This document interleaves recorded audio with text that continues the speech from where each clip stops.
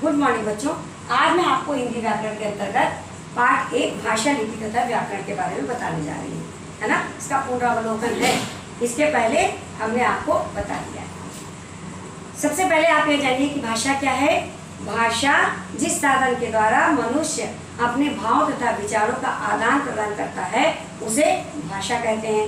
आपको पता है ना। अपने विचारों का आदान प्रदान करने की शैली को भाषा कहा जाता है। भाषा शब्द भाष धातु से बना है जिसका अर्थ है बोलना। ठीक, इतना काफी है। अब इसके बाद जो है भाषा के 2 रूप हैं, मौखिक और लिखित। मौखिक रूप में व्यक्ति अपनी बात बोलकर कहता है और सुनने वाला उसको सुनकर समझता है, और लिखित भाषा में व्यक्ति अपनी बात लिखकर समझाता है और सामने वाला व्यक्ति उसे पढ़कर समझता है। जैसे हम आपसे बोलकर अभी बात कर रहे हैं तो क्या होगा, आप सुन रहे हैं, तो यह क्या है, मौखिक भाषा। और हम यहाँ पर लिखेंगे, आप पढ़कर समझेंगे तो क्या हो जाएगा, लिखित भाषा। बस उसके बाद आप क्या आ जाता है, लिपि। लिपि क्या है, लिपि जो हम बोलते हैं, है ना, उसको लिखने के लिए कुछ चिन्ह निर्धारित किए गए हैं, उसे लिपि कहा जाता है। भाषा की मौखिक ध्वनियों को लिखने के लिए निर्धारित किए गए चिन्हों को लिपि कहते हैं। विभिन्न क्षेत्रों में अलग अलग भाषाएं बोली जाती हैं जिनकी लिपि भी सामान्यतः अलग अलग होती है, परंतु कभी कभी कई भाषाओं की लिपि एक ही होती है।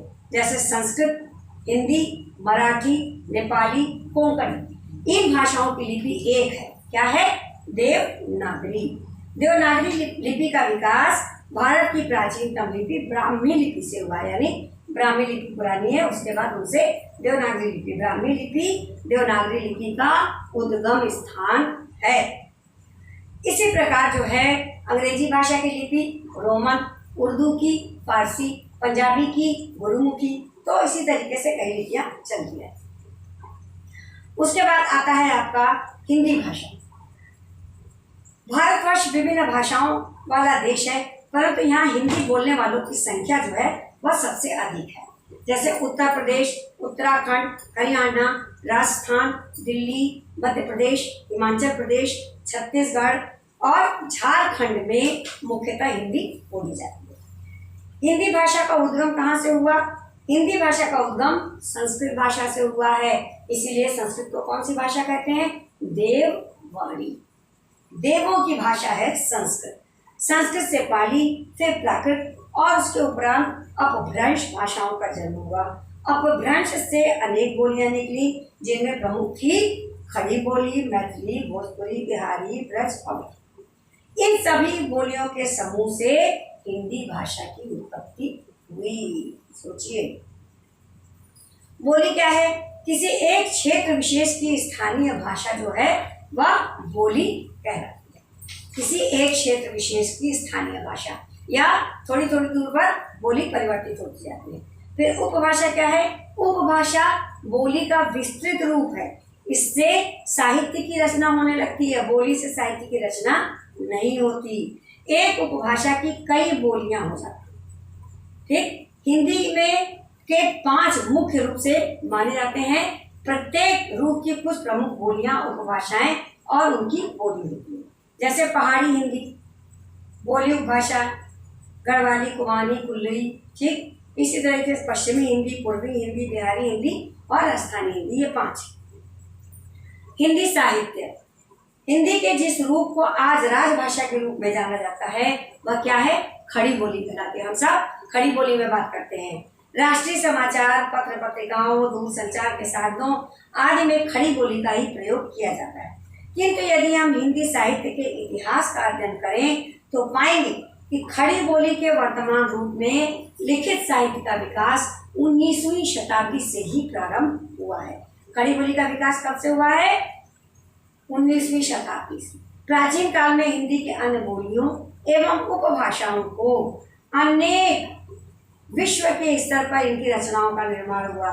जैसे अवधी में, ब्रज में, मैथिली में और सदुक्कड़ी। सदुक्कड़ी यानी कबीरदास द्वारा रचित। ठीक, साखी, सबद, रमैनी उनकी रचनाएं हैं, तो उनके द्वारा। आज खड़ी बोली हिंदी भाषा की लिखित रचना का सबसे सशक्त माध्यम है। दो होते हैं साहित्य, एक गद्य साहित्य और एक पद्य साहित्य। गद्य साहित्य के अंतर्गत कहानी, उपन्यास, नाटक, लेखन, और पद्य साहित्य के अंतर्गत गीत, कविता, दोहा, छंद, चौपाई, ये सब सारी चीजें आती हैं। हिंदी का मानक रूप क्या है? हिंदी का अनेक बोलियों उपभाषाओं के प्रभाव के कारण हिंदी के शुद्ध तथा मानक रूप को जानने में कठिनाई का अनुभव होता है। हिंदी में एक रूपता लाने के लिए भारत के शिक्षा मंत्रालय के अंतर्गत आने वाले केंद्रीय हिंदी निदेशालय में वर्णमाला एवं वर्तनी की एक रूपता स्थापित करने का कार्य चल रहा है, अभी कार्य समाप्त नहीं हुआ है। इसके बाद आपका आ जाता है व्याकरण। व्याकरण क्या है? व्याकरण वह शास्त्र है जो हमें शुद्ध रूप से पढ़ना, लिखना, बोलना सिखाती है। शुद्ध रूप से वह व्याकरण कहलाती है। इसके 3 अंग या विभाग होते हैं: वर्ण विचार, शब्द विचार और वाक्य विचार। वर्ण विचार के अंतर्गत वर्ण भेद, अक्षर, उच्चारण, मात्रा और वर्णमुख सही ध्वनि। शब्द विचार के अंतर्गत शब्दों के प्रकार, रूप, परिवर्तन, बनावट। और वाक्य विचार के अंतर्गत वाक्य निर्माण, वाक्य भेद और विराम चिन्हों का प्रयोग किया जाता है, यानी इनका ज्ञान होता है। अब हम आपको इसी क्रम में पाठ 2 वर्ण विचार,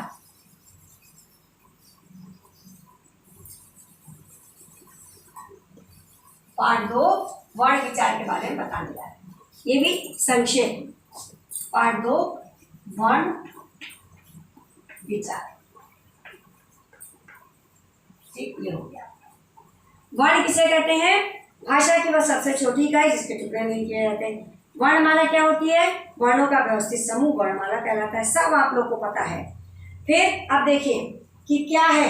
सबसे पहले स्वर आपको मालूम है 11 होते हैं। कौन कौन से? अ, आ, ई, उ, री, ए, ओ, औ। फिर उसके बाद अयोग आ जाता है। अयोग में 2 होते हैं। एक होता है अनुस्वार, अनुस्वार अंग की मात्रा, ठीक, और दूसरा हो जाता है विसर्ग। क्या होगा इसमें? अह का उच्चारण, ठीक है। अनुस्वार हो गया और अह विसर्ग। फिर आता है क वर्ग से प वर्ग, यानी कि पूरे 25 ये व्यंजन जो स्पर्श व्यंजन के नाम से कहलाते हैं। फिर आ जाता है अंतस्थ व्यंजन, जिसको बोलते समय हवा जो है मुख के अंदर ही रह जाती है, यह हवा। फिर आता है ऊष्म व्यंजन, जिसको बोलते समय मुख से गर्म हवा निकलती है, श, श, स, ह। फिर आता है संयुक्त व्यंजन, जो 2 व्यंजनों के योग से बनता है। क्या है? श, र, य और श। फिर आता है आगत वर्ण, आ, ये अंग्रेजी से आए हैं, ठीक, और ज, फिर फ, ये फारसी, ये नुक्ता लगा हुआ है इसमें। और यह कहाँ से आया है? अंग्रेजी से। और यह कहाँ से आया है? फारसी से। ये हो गया, ठीक। अब इसके बाद आपका आ जाता है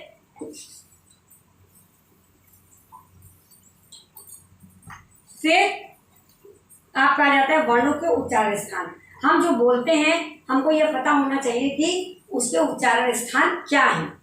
कंठ, तालव्य, कंठ, तालु, मूर्धा, दंत, होंठ, नासिका, कंठ और तालु, कंठ और होंठ, दंत और होंठ और मूर्धा। ये जो हमारा पूरा जो भाग है ये उच्चारण स्थान के भाग हैं। हम बोलते हैं लेकिन हमको ये नहीं पता कि कौन से शब्द या कौन से अक्षर या वर्ण कहाँ से निकलते हैं, हमको इसका ज्ञान नहीं है। जबकि क्या है कि कंठ से लेकर के ये सब सारी चीजें सब उच्चारण स्थान, कोई कंठ और होंठ है, कोई दंत है, कोई कंठ और तालु है, कोई मूर्धा है, कोई तालव्य है, कोई नासिका है ना।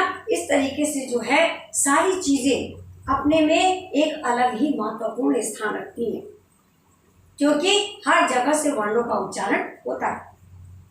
वर्ण के 2 भेद होते हैं, एक स्वर और एक व्यंजन। स्वर किसे कहते हैं? जिन वर्णों का उच्चारण स्वतंत्र रूप से किया जाता है उसे स्वर कहते हैं। ये आपको पता है कि कुल कितने स्वर हैं? 11, और इनका प्रयोग 2 रूपों में होता है, एक मूल रूप में और एक मात्रा रूप में। मूल रूप यानी कि जो उसका मूल, जैसे अ, आ, ई, उ, तो उसके मूल रूप में उसका प्रयोग किया जाता है। जैसे अचार हो गया, आम हो गया, इस हो गया, उधर हो गया, है ना, इधर हो गया। तो ये सब सारी चीजें। और मात्रा रूप में ये आपको बताना आवश्यक है। लेकिन स्वर के चिन्ह को ही मात्रा कहते हैं, लेकिन स्वर जो है वो हो जाते हैं 11। यहां से लिखते हैं हम, स्वर हो जाते हैं 11। कौन कौन से? अ, आ, ई, उ, री, ए, ऐ, ओ और औ। ठीक, ये हो गया आपका। अब देखिए, ये हो गए आपके 11। क्या हो गए? स्वर। अब इसके बाद मात्रा आ जाती है। आ की कोई मात्रा नहीं होती। फिर ये हो गया आ, ये हो गया ई, ठीक, ये हो गया ई, ये हो गया उ, री, ए, है ना, ऐ, ओ और औ। ये कितने हो गए? इसको काउंट करिए। 1 2 3 4 5 6 7 8 9 10। ये हो गए मात्राएं 10। अब देखिए, हैं दोनों स्वरों के प्रयोग के प्रकार ही है। एक मूल रूप में है और एक मात्रा रूप में है। मूल रूप में वही 11 है, स्वतंत्र रूप में, और मात्रा रूप में 10। ठीक। अब इसके बाद जो है, उच्चारण के आधार पर स्वरों को 3 भागों में बांटा गया है। कौन कौन से? उच्चारण के समय के आधार पर हरस, दीर्घ, प्लुत। हरस जिसमें 1 मात्रा का समय लगता है उच्चारण। दीर्घ हरस स्वर से 2 गुना, प्लुत हरस स्वर से 3 गुना। फिर उच्चारण के प्रयत्न के आधार पर अग्र, पश्च, मध्य। अग्र माने आगे, पश्च माने पीछे, मध्य माने बीच। उच्चारण में प्रयुक्त अंग के आधार पर निर्नुनासिक है और फिर अनुनासिक। निर्नुनासिक केवल मुख से उच्चारण किया जाता है, और नासिक मुख और नाक के द्वारा उच्चारण होता है। फिर उसके बाद आपका आ जाता है अयोगवा। अयोगवा स्वर तथा व्यंजन के बीच के वर्ण माने जाते हैं, है ना। वर्णमाला में इनका स्थान स्वरों के बाद तथा व्यंजनों से पहले लगता है। ये न तो स्वर माने जाते हैं और न तो व्यंजन, इसीलिए इन्हें क्या कहा जाता है? अयोगवा। संक्षेप में इसको जान लीजिए कि अयोगवा जो है न तो स्वर के अंतर्गत आता है और न व्यंजन के अंतर्गत। ठीक। फिर उसके बाद आपका आता है अनुस्वार। अनुस्वार में अनुस्वार का चिन्ह ये है ना, शिरोरेखा के ऊपर बिंदी लगाई जाती है। जिस वर्ण का उच्चारण करते समय हवा नाक से निकलती है। फिर उसके बाद आपका आता है विसर्ग। विसर्ग का उच्चारण, विसर्ग का ये है, इसका उच्चारण हा के समान होता है। यह अधिकतर संस्कृत के यानी कि तत्सम शब्दों में इसका प्रयोग अधिकतर किया जाता है, जैसे प्रातः, है ना, देवः। ठीक। तो संस्कृत शब्दों में इनका प्रयोग तत्सम शब्दों में अधिकतर किया जाता है। अब इसके बाद आपका आ जाता है व्यंजन। व्यंजन क्या है? जो स्वरों की सहायता से बोले जाते हैं। स्वर क्या है? जो स्वतंत्र रूप से होते हैं, जिनका उच्चारण करने के लिए हमें किसी अन्य चीजों की आवश्यकता नहीं पड़ती, वह स्वर कहलाते हैं। और जिनका उच्चारण करने के लिए हमें स्वरों की आवश्यकता होती है, वह व्यंजन कहलाते हैं। और व्यंजनों को 3 भागों में बांटा गया है। उच्चारण स्थान के आधार पर स्पर्श व्यंजन क वर्ग से लेकर प वर्ग तक, यह 25 होते हैं स्पर्श व्यंजन। पहले भी हम आपको बता चुके वर्णमाला में। फिर उसके बाद अंतस्थ व्यंजन, जो जिनका उच्चारण करते समय हवा मुंह के अंदर रुक जाती है। उच्चारण करके देखिए, य, र, ल, है ना, व। तो जैसा लगा जैसे हवा अंदर ही है, बाहर की तरफ नहीं निकली। फिर आ जाता है उष्ण व्यंजन। इन व्यंजनों का उच्चारण करते समय मुख से रगड़ खाने के बाद हवा में गर्मी पैदा होती है। उष्ण माने गर्मी, गर्मी उत्पन्न हो जाती है। श, देखिए रगड़ खा रही है, श, स, ह। तो ह उच्चारण करिए, आप उच्चारण करिए और खुद महसूस करिए। देखिए हवा गर्म निकल रही है या नहीं, क्योंकि जब यह ऊपर से रगड़ खाते हुए निकलती है तो हवा जो है मुख से वो गर्म हवा बाहर निकलती है, इसीलिए इसका नाम क्या कहा गया है? उष्ण। इसके बाद आपका जाता है उच्चारण में प्रयुक्त श्वास, वायु की मात्रा। अल्प प्राण, महाप्राण। अल्प प्राण जिसमें कम सांस की आवश्यकता होती है, महाप्राण जिसको बोलते समय ज्यादा सांस की आवश्यकता होती है। श्वास वायु की मात्रा जब अधिक हो जाए तो वह महाप्राण, और श्वास वायु की मात्रा व्यंजनों का उच्चारण करते समय कम हो जाए तो वह अल्प प्राण। अल्प माने कम, महा माने ज्यादा। फिर उसके बाद उच्चारण में होने वाले नाद के आधार पर, यानी जो हम उच्चारण करते हैं, जिस पर कितना दबाव डाल करके कितनी तेज आवाज में हम उच्चारण कर रहे हैं। नाद माने आवाज, कितनी तेज आवाज में हम उच्चारण करते हैं, वह घोष और अघोष, है ना। घोष घोष में स्वर तंत्रियां इतने पास हो जाती हैं कि श्वास वायु उनसे रगड़ खाकर एक गूंज उत्पन्न करती है। यानी कि वह सांस के इतने करीब आ जाती हैं कि वह उनसे रगड़ खाकर उनमें एक गूंज उत्पन्न होता है। ठीक, फिर अघोष व्यंजन, जिन व्यंजनों के उच्चारण में स्वर तंत्रियों में गूंज पैदा नहीं होती वे अघोष यानी कोई घोषणा नहीं। उसके बाद आपका आ जाता है संयुक्त व्यंजन। संयुक्त व्यंजन दो व्यंजनों के योग से बनते हैं, जैसा हमने पहले आपको बताया था, श, त्र, य और श्र।